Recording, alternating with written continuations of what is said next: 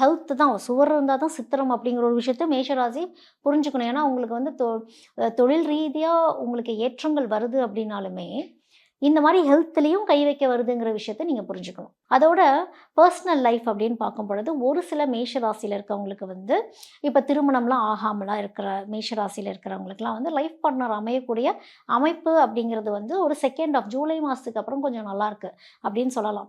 அப்போது இது என்னென்னா டோட்டல் சரண்டரிங் ஜோனுக்குள்ளே போகணும் அப்படிங்கிறது தான், அக்செப்டன்ஸ்குள்ளே போகணும் அப்படிங்கிறது தான். ஏன்னா மேஷத்தில் இருக்கவங்க எப்போவுமே தன்னை கொஞ்சம் ஃப்ரண்ட் ஃபேஸ் பண்ணிக்கணும் அப்படின்னு நினைப்பீங்க இல்லையா?